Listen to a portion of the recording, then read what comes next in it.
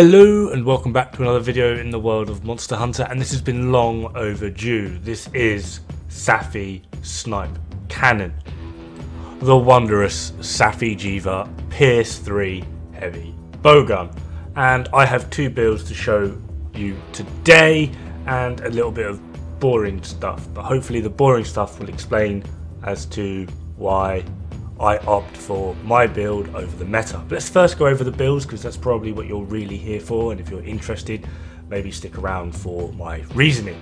So first build, obviously we're going to go with the meta because it's meta. So Safi Snipecannon with attack, pierce capacity, recoil, attack augment, affinity augment, defense augment, and a release medicine.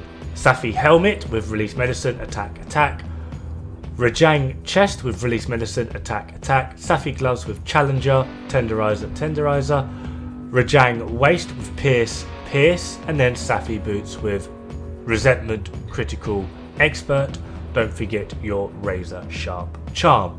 Now, don't get me wrong, this hits bloody hard, effectively bloody hard. 534 total effective raw.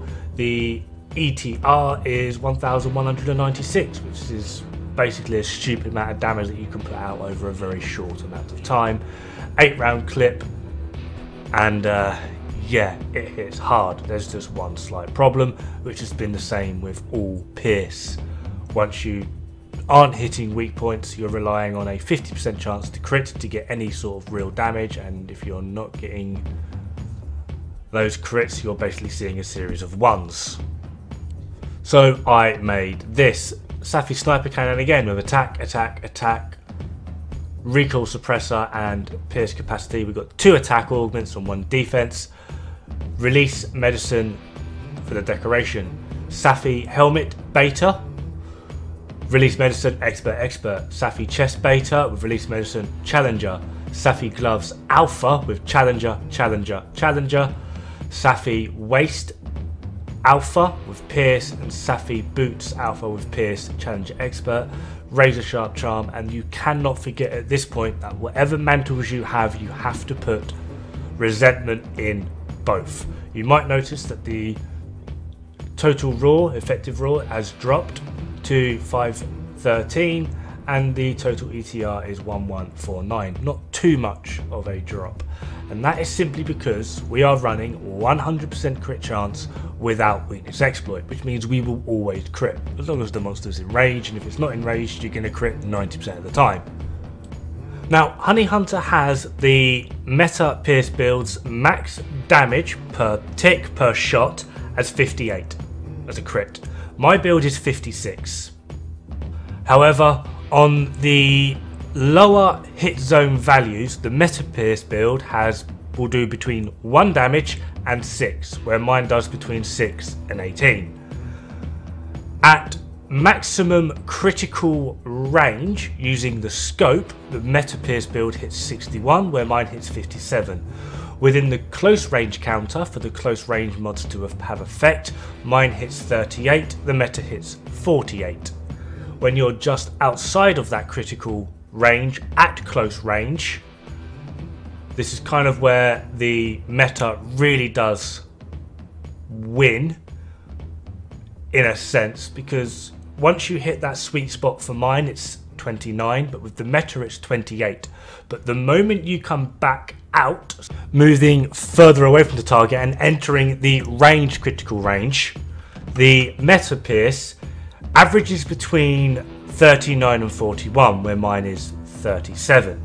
And then at maximum critical range without using a scope, mine is 44, the meta is 47. However, after doing a collection of playtesting, because at this moment, apart from 1 stat, mine beats it by 1 damage, apart from when we are on those really terrible hit zone values. So I went up against a Iceborne who has some pretty terrible hit zone values for pierce, and just did 8 rounds and just saw what the damage was.